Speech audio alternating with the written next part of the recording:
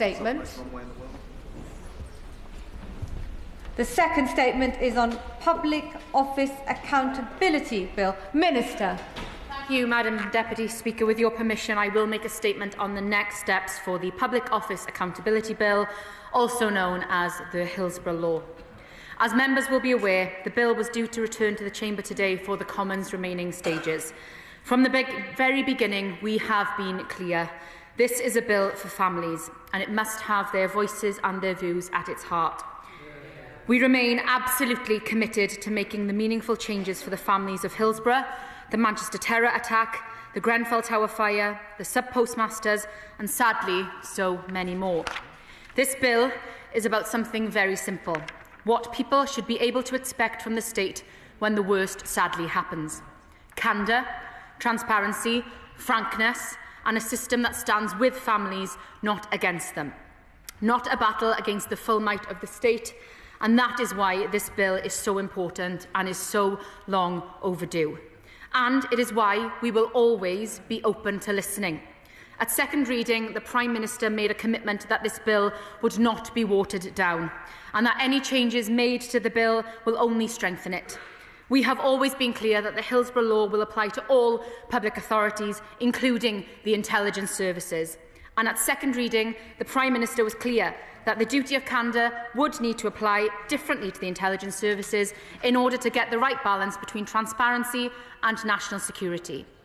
Last week, the Government brought forward several amendments to strengthen the bill, including to extend the duty of candour directly to individuals working for the intelligence agencies as well as to the authorities themselves. This was a direct response to the concerns raised by MPs and the campaigners.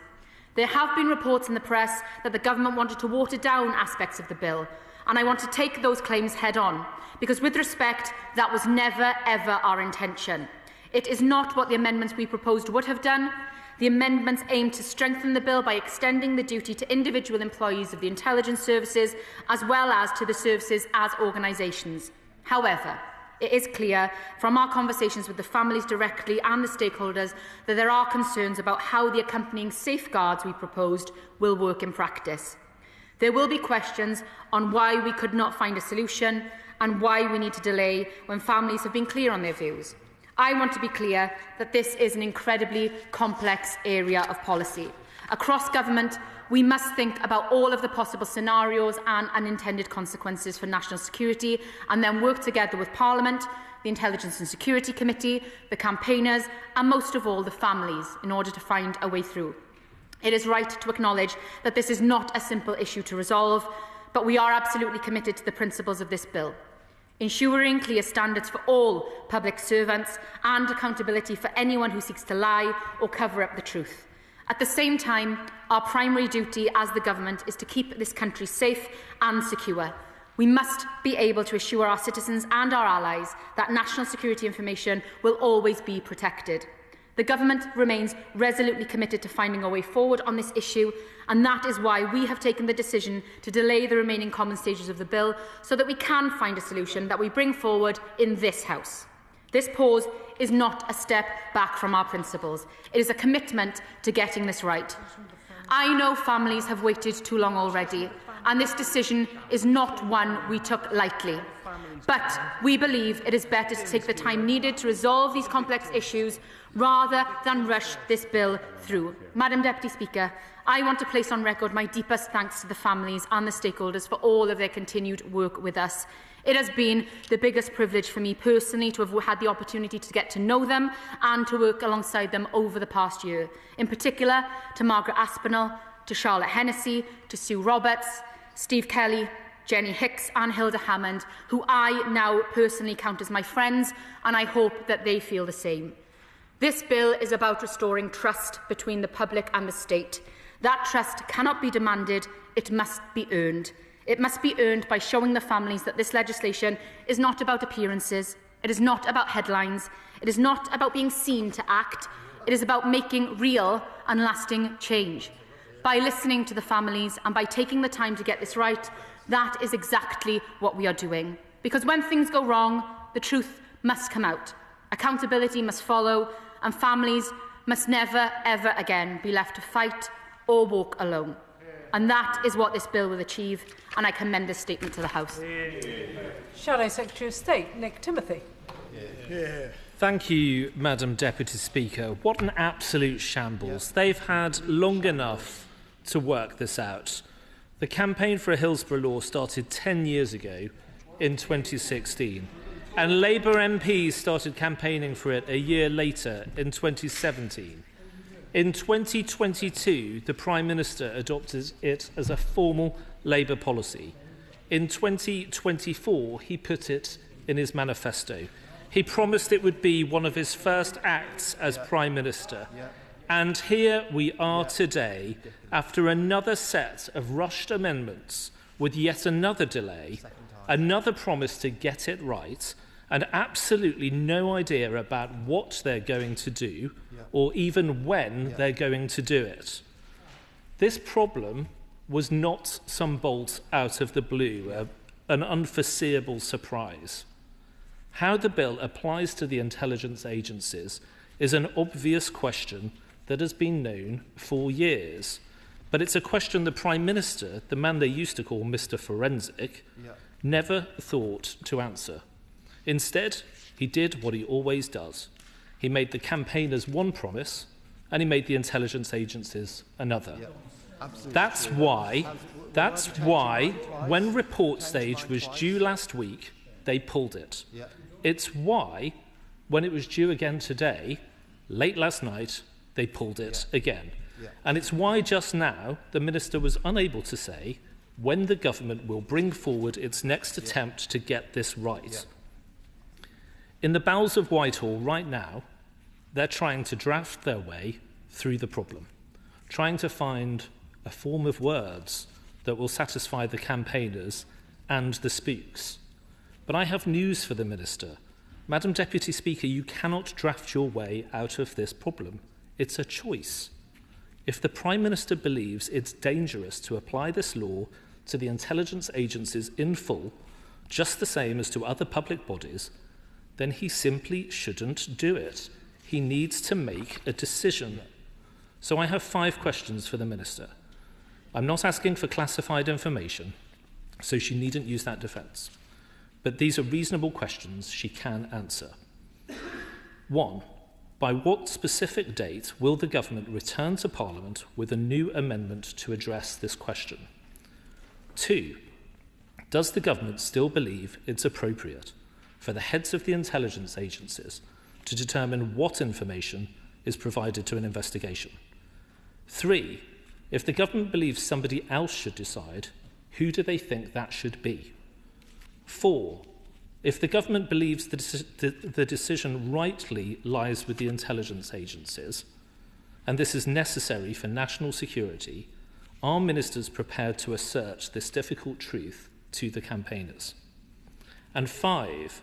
What representations has the government received from the governments of other Five Eyes countries who do not have laws like this? 5 questions, 5 clear answers needed.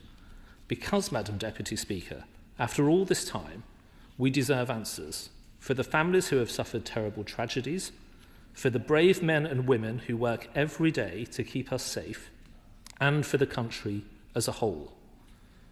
This completely avoidable situation is the fault of a pointless Prime Minister who has no idea of what he wants to do and no idea of how to do it if he did. He made a promise, but he had no idea of how to keep it. And he didn't make it once, he made it 5 times in this House alone. But like on tax and spend, on jury trials, on ID cards and more, the contradictions are piling up. They talk about a duty of candour, Madam Deputy Speaker, but if the Minister shows some candour now, she will admit that this has been, from start to finish, an absolute mess. Minister. Madam Deputy Speaker, I don't know how they dare. It is utterly shameful. I know that the Shadow Secretary of State knows how complex this all is and how much this means to everyone involved. Yet his family did nothing about this, did nothing to solve this issue, nothing for the families or to bring forward a duty of candour. So he asks me to be candid. I will be candid. This is about righting an injustice, about preventing people wronged by injustice from going through this absolute hell. So to try and make political hay from this is disgraceful, and he should be called out for it. Now, Madam Deputy Speaker, I know the honourable gentleman has only been in the job a few days, and I was sincerely going to welcome him to his position and hope that we could work collegiately on this for the families and for the victims of these horrendous state cover-ups. But I would advise the honourable member that, following in his predecessor's footsteps of attention-seeking at all costs, it doesn't end well. So to answer his questions, we will continue to work with the families, we will continue to listen, we will continue to work with the intelligence services and other partners to ensure that this bill is brought back to the House when it is fit and proper. Ian Byrne. Thank you, Madam Deputy Speaker. I must say to the new incoming Justice Minister, Shadow Justice Minister, that we were trying to do this since I was elected in 2019 and couldn't even get a seat at the table with the then government. So to cast aspersions... I want to listen. I want to listen. Not even listening. I want to listen. I'll move on. Disgusting. Minister, thank you for the statement. Thank you for the pause. What's happened over the weekend. A lot of people were extremely concerned about what was happening over the weekend, myself included. I think the pause is the correct thing to do, the right thing to do, because this isn't just a law, this isn't just a piece of legislation, this is a legacy. The 97 men, women and children that died at Hillsborough, but also those who've been wronged at the hands of the state. So this is hugely important, and it's not party political. This is the whole House to make sure that it's done right. But I would like to ask the Minister why the amendment that I have put down, Amendment 23, with the full support of everybody connected to Hillsborough, has not been adopted by the government and is deemed not to be right and proper to be adopted by the government, because that would solve all our issues. So any clarification on that would be great. Also, Minister, a timeline. As you rightly stated, we waited a long time for this. There's a real concern now that this could be kicked into the long grass. I know you don't want that. You know I don't want that. And all the families and all the campaigners. So just like a little bit of clarity on those two questions. Thank you. Minister. Can I thank and pay tribute to my honourable friend for his diligent campaigning on this for his entire life as a parliamentarian, and for his commitment to ensuring that the voices of the families are always heard in this place and outside of this place. I make the commitment to him that this is a government that is listening to the campaigners, and we are committed to doing all we can to work on a way forward here with him, with other parliamentarians, with the Intelligence and Security Committee, to find that way forward on this complex and difficult issue, and I am committed to having a meeting with him to discuss that further. On a timeline, we know that families have waited too long. This is overdue. It is far too overdue, and it is needed more than ever, but it has to be right, and we have to get that balance right. We are not kicking this into the long grass. We are committed to doing this as soon as possible, but we have to get it right, and I am not setting an arbitrary deadline on this. The families have asked me not to. They want us to get it right, and we're committed to doing that and to getting this policy correct. And as soon as we have more information, I will bring that forward to the House. And on his specific amendment, again, I am happy to speak with him on this and to discuss this going forward. But what I will do again is to make that commitment that we will work together to get this right. Liberal Democrat spokesperson Jess Brown-Fuller. Thank you, Madam Deputy Speaker, and I thank the Minister for advance sight of her statement. And I would like to put on record how it is recognised on this side of the chamber that the Minister has worked to move this bill forward and has given a lot of care and attention to trying to get it into this place. But, Madam Deputy Speaker, the situation we are in is frustrating for all sides of the House. This landmark piece of legislation will transform the relationship between public bodies and victims of horrendous tragedies. It was this government, it was this Prime Minister who committed to its implementation in full in his government's manifesto. Yet we now find ourselves again in limbo. The carve-out for security services is completely unacceptable and has ground this process to a halt. That is why it is vital that this legislation includes clear, binding provisions to ensure the security services are subject to the duty of candour. Despite much of the rhetoric around this, there are clear ways to include the security services in this duty, while still protecting sensitive national security information. We already do it at the moment, and the Honourable Member for Liverpool West Derby alluded to it in his Amendment 23, which I'm pleased to have supported. Provisions already exist to allow evidence that is too sensitive for public disclosure to be heard in closed proceedings before a judge in inquiries, so there is no issue there. Heads of service must be held to account if they refuse to provide relevant information to inquiries and investigations. But it's not for them to decide what is relevant to an inquiry and investigation. It is up for the independent chair of that inquiry. Campaigners raised this issue as early as last September, and ministers were made fully aware that this was a red line for the victims and their families. Now, I trust that the minister has the families at the forefront of her mind in everything she has done. So I ask her, when the government presents its bill to the House of Commons, will the duty of candour apply to all in the intelligence services? Will the Minister commit to ensuring that report stage and third reading of the bill will take place as soon as possible so that we have a chance that this legislation will pass prior to the end of this parliamentary session and the next King's speech, as promised? And will she make a cast-iron guarantee that it will be in this place that we put the full Hillsborough law forward, not the other place, so elected representatives can fully scrutinise the finished legislation? I thank the Honourable Lady for her questions and for the tone and the candour in which she conducts herself, and that is appreciated on this side of the House by the Government. I also recognise and share the frustration from the Honourable Lady and the House as to how this process has been conducted. This is no ordinary bill.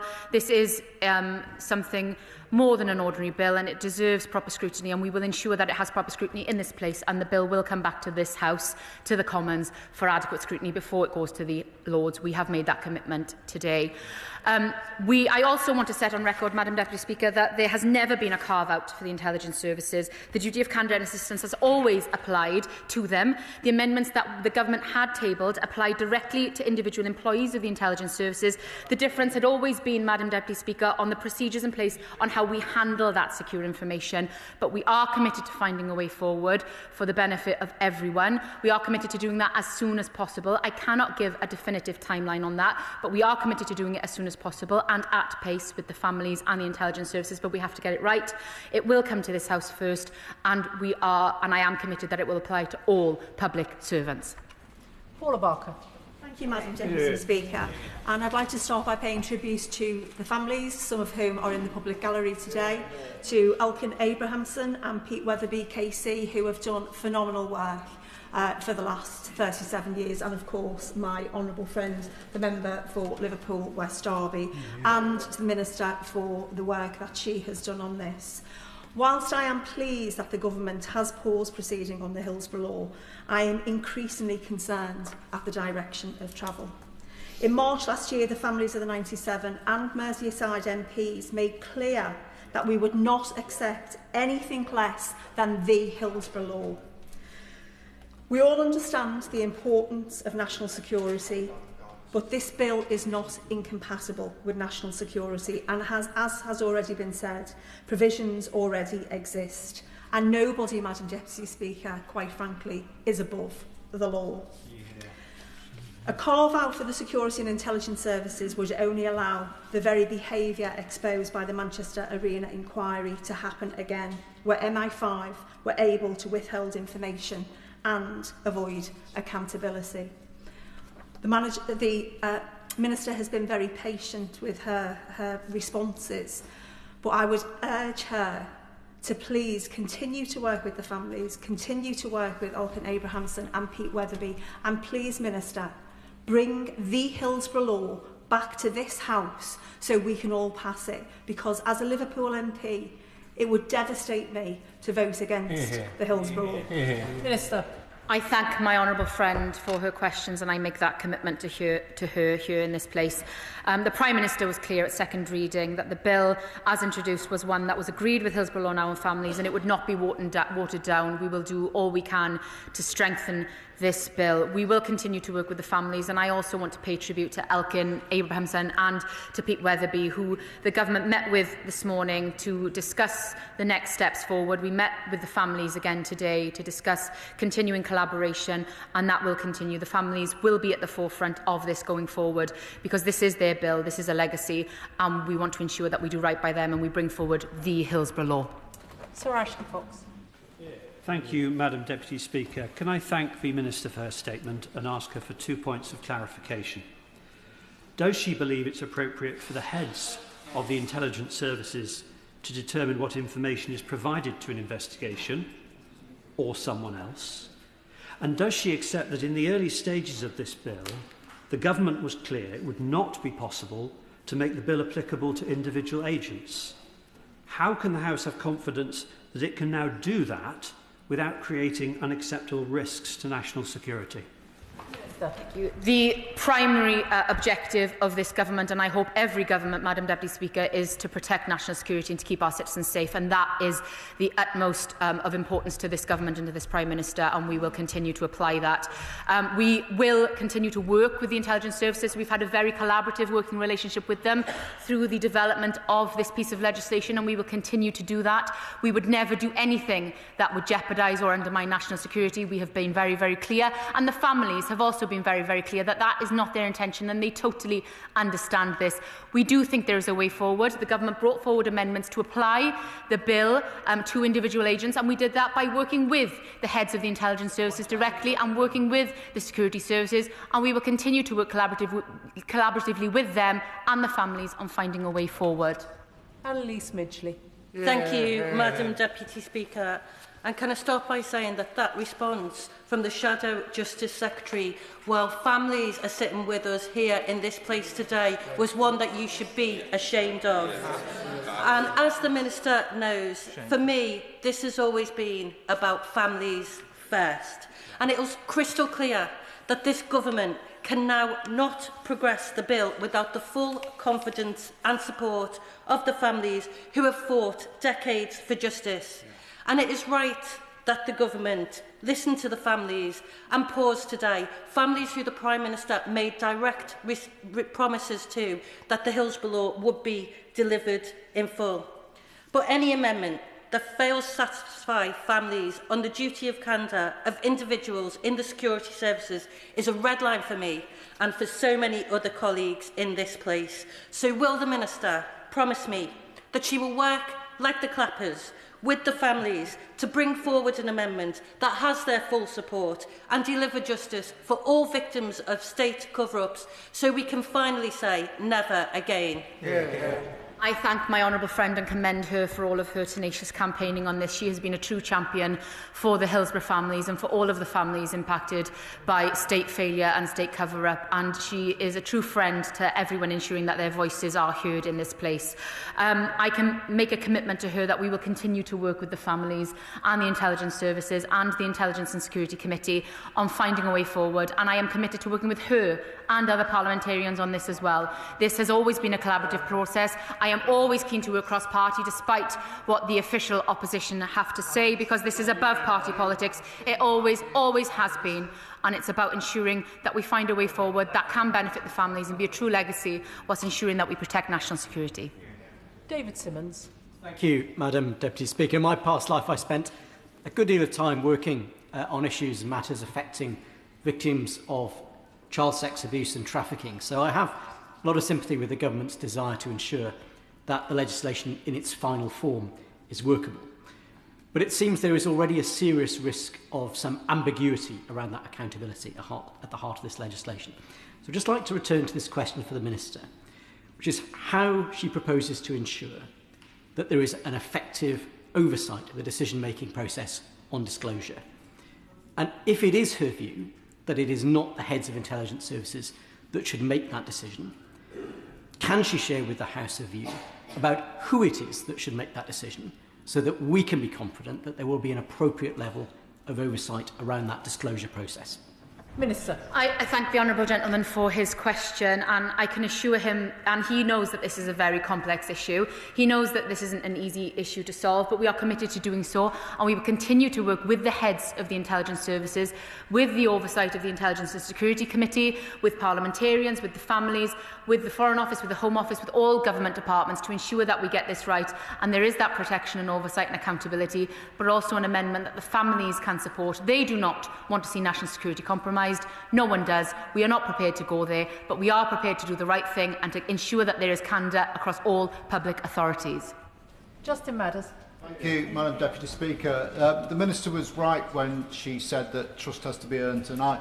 I believe that she is really putting her heart and soul into earning that trust from the families, and I thank her for her work that she's doing in that respect. And I hope that that does lead us to a satisfactory conclusion. But what I would say is that not everyone who was affected by Hillsborough is as close to the Minister in terms of the very important considerations she's got to balance, and indeed the vagaries of parliamentary procedure and how bills are passing. So for our constituents who might only read the lurid headlines or the party political point scoring, they see stories about it being watered down or it being delayed. It isn't great for people to read that. So can I urge for her to make sure that the next time that she gives a statement publicly, or anyone from the government gives a statement publicly on this bill, is to say that agreement's been reached and it can go ahead. Yeah.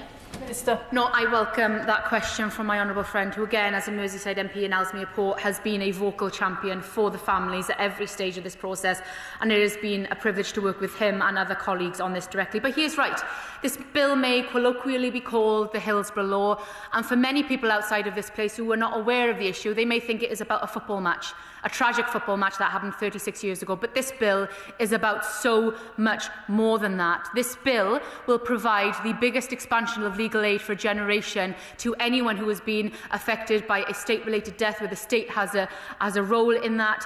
Non-means tested legal aid for the first time ever. It will ensure that all public servants and authorities are bound by a legal and criminalised duty of candour. It will ensure that we bring in new criminal offences of misleading the public, of misconduct in public office. This will be a truly landmark bill that will change the culture for British life forever, for the better. That is what is at stake here. That is why this bill is so important, and we are committed to bringing this forward as soon as possible, but we need to get it right for everyone, and that is what the government is committed to doing. Tessamont. Thank you, Madam Deputy Speaker. I thank the Minister for her statement. As I said, I know she's a woman on a mission, and let's hope we get to the end of this before terribly long. We know the government's struggling with accepting the family's wish that we should pick up Amendment 23 and its consequential amendments. I am mystified about the business of balance being struck between the intelligence services personnel being transparent and protection of national security, because my understanding was that we already have balance where national security safeguards are protected via the release of sensitive information in any inquiry being in closed session via a High Court judge. So Schedule 1 includes a carve-out for the intelligence and security services who were proven not to have told the truth, and I think that's a dreadful shame. But I'm told that we have to trust what is said, and it seems inappropriate entirely that the heads of the security services, unfortunately, they've shown themselves not to be trustworthy. And the people say about, our allies being able to trust us. If the heads of security services are lying, I don't know how our allies are meant to be able to trust us. But anyway, I wanted, please, just to ask the Minister, what is the problem with Clause 23? It's been put together by Pete Weatherby, Elkin and others, and the families support it. Why can we not just do it? Thank you. Minister. I thank the Honourable Lady, and can I thank her for her service on the Public Bill Committee for this piece of legislation as well. Her contributions there have made the bill better and have been very thoughtful contributions, so I thank her for that. I am going to quote the great Pete Weatherby KC now at this dispatch box, and I hope I do him justice when I say that there is no balance here to be struck on national security, because national security should always come first. That is Pete Weatherby's position, that is the family's position, that is the government's position. The government always has to to protect national security, and we will always do that. But the families have a right to truth here, and there is no carve-out in this bill for the intelligence services. Again, I want to restate that. The intelligence services will be bound by a legal duty of candour, and it will apply to individual agents. All we need to do here is around the mechanism for which that information is passed on to an investigation or an inquiry. We are working through that at pace with the intelligence services and with the families to find a way forward. This is very complex. It sounds simple. I assure the Honourable Lady it is not. We are working closely. I am a woman on a mission. I am determined to do this as soon as possible, but we need to get it right, and that is what this government will do. Emma Lewell. Thank you very much, Madam Deputy Speaker, and I thank my honourable friend for her statement and my friend for Liverpool West Derby for the leadership he has shown over this. Whilst it's right that we have a pause, she will know how distressing it is and the emotional and physical toll it takes on families to come back and forth to Parliament for decades and to come so close to this bill being passed only to encounter further disappointments and setbacks. This is the only experience my constituents, whose children were killed in the Manchester Arena attack, have of the meetings they have had overall in Parliament to date. So can she assure us when the bill comes back, every single part of it is absolutely done with the full involvement and support of campaigners and families involved, and that there will be no more short notice, unexpected amendments from the government? Thank my honourable friend for that question, and I want to place on record my sincere thanks to her for all of her tenacious campaigning on behalf of her constituents who have been through the unimaginable pain, trauma and grief of losing their children in the most horrific circumstances and then being denied the truth. It was a privilege to meet with her constituents with the Prime Minister last week and to hear their truth, and I thank them again from the dispatch box for sharing their pain with us and hearing directly from them about why this bill is so important and why we need to get it right. Hearing their truth and hearing from the families is exactly why the government has taken the decision to pause this legislation, so that we can get this right, and we are determined to do that by working with the families, hearing from them, working with the intelligence services on getting this right, and we are determined to do that. Ben Oxy-Jecty. Looking at the wider implications of the bill, the Minister talks about the intelligence services. Could she confirm whether there's a carve-out for military intelligence services in any way? And also, looking at that more broadly still, will it also apply to special forces operations and personnel, and will it be applied retrospectively? Minister. Yeah, I thank the honourable gentleman for his question, and it's important to put on the record that there is absolutely no carve-out here. This bill will apply to all public authorities, including the armed forces, all intelligence services. There is no carve-out here. We have worked very collaboratively with our armed forces, with the Ministry of Defence, in the designing and the creation of this legislation, and we will continue to do so. As I've said, the first primary objective of this government is to protect national security, and we will do that at all costs. That is the primary objective, but we also need to make sure that the families' experiences are reflected in this bill and we get the legislation right, and that is exactly what we will do. Live effort. Thank you, Madam Deputy Speaker. I welcome the delay in this bill. I think too often governments soldier on even when they're not getting things right, and that leads to bad legislation, and this is something we should get right before we send it to the other place. And as my honourable friend, I've promoted him, my honourable friend for Derby West has said that this is not just about the Hillsborough families, and I pay tribute to them for what they have done on behalf of others who have been wronged by the state, but it's also, as chair of the all-party parliamentary group on contaminated blood, it's the people who were wronged in that scandal. It's also the nuclear test veterans and many, many others, the Horizon scandal in the post office. And what they've all shown us is that the state will lie to defend itself.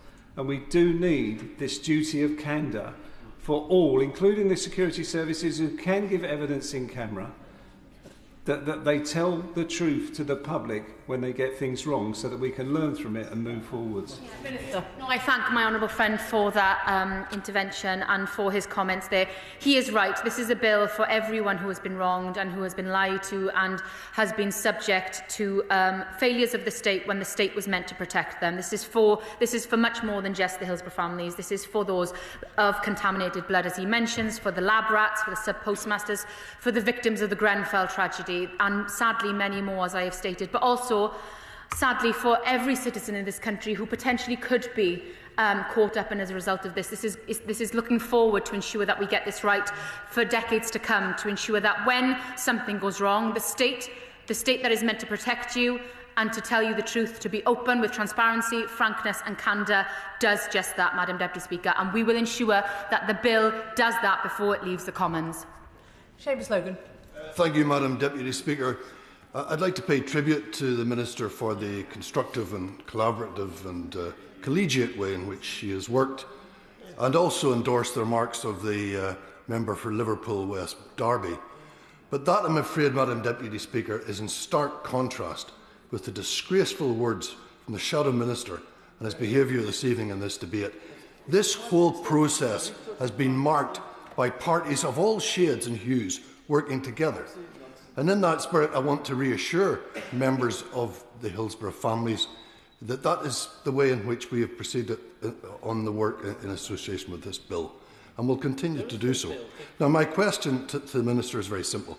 I endorsed Amendment 23. I think it's very sound.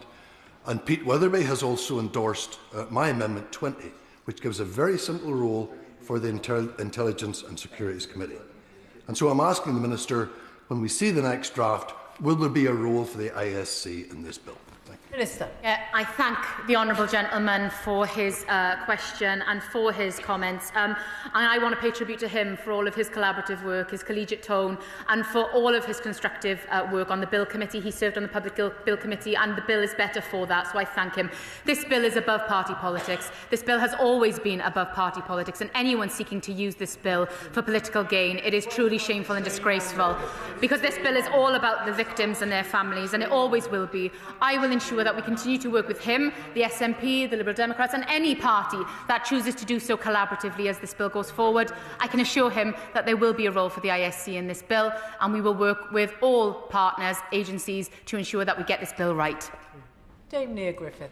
Thank you very much indeed, Madam Deputy Speaker. Well, I thank the Minister for her update and indeed her acknowledgement of the importance of the families who've suffered so much and campaigned so hard being satisfied with the final wording of the bill. But what assurances can she give us that the government will provide the leadership, the training and the resources to change the culture of cover-up and minimalist responses and make sure that people get the full truth first time round?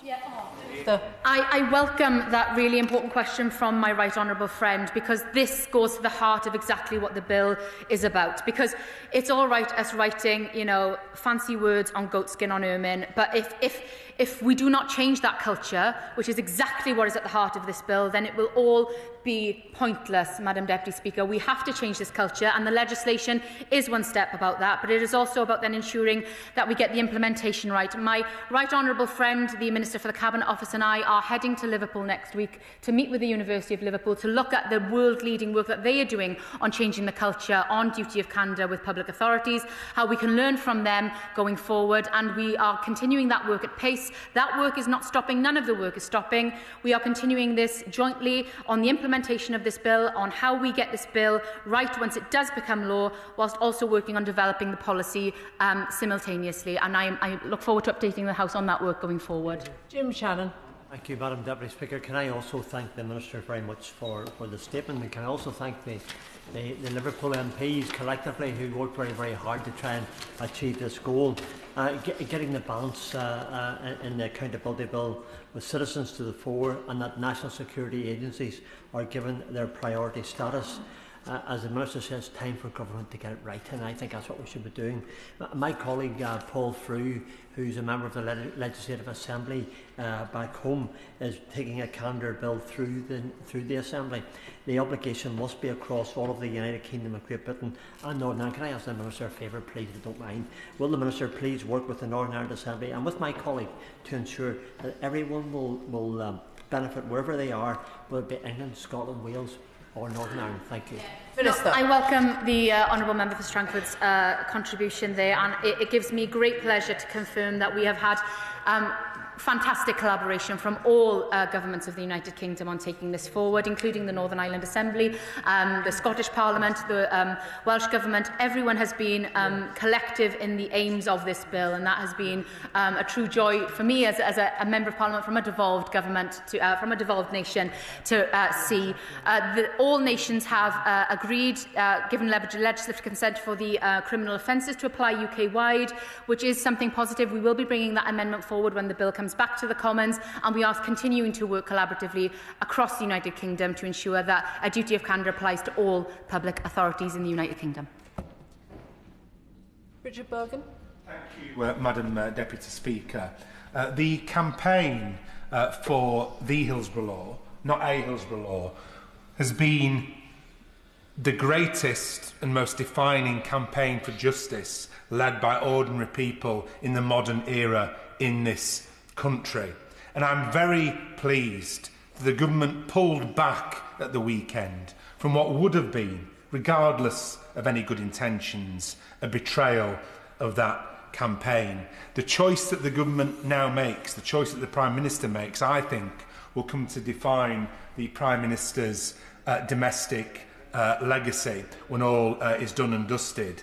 And so can I just ask the Minister to put on record the understanding that for those of us with a closer proximity to power than maybe the people who have campaigned courageously for this law, there is a tendency to be too trusting of others in powerful institutions. The security services sometimes let people down. The security services sometimes don't effectively protect the lives of people in our country. So a duty of candour should apply to them too. And can I just finish by saying, can the Minister confirm that my honourable friend, the member for Liverpool West Derby's amendment is not off the table, but will now be fully and properly considered before it comes back to this House? Minister.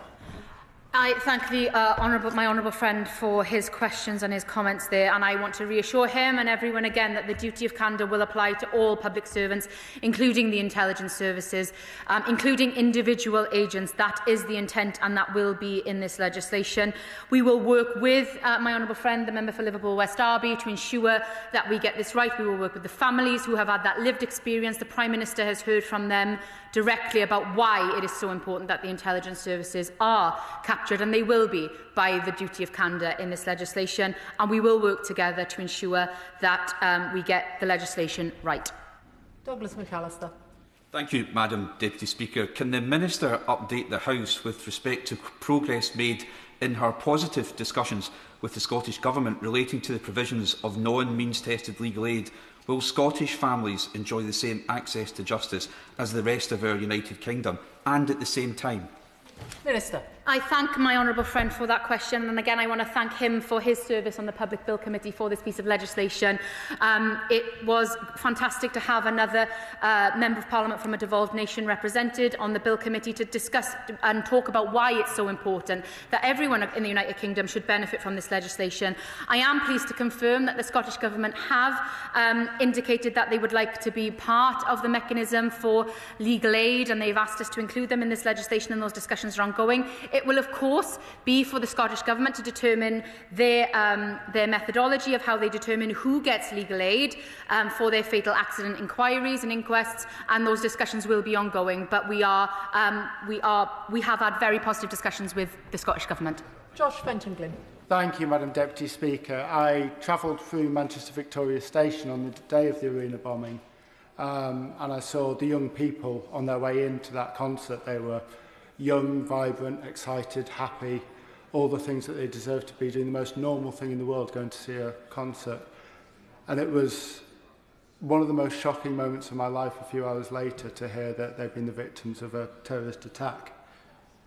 And it is painful to me that they were let down by the state, by false narratives. And a decade later, almost, I'm glad that the families are being listened to. So can I thank the Minister for her assurance that we're going to take the time to get this right?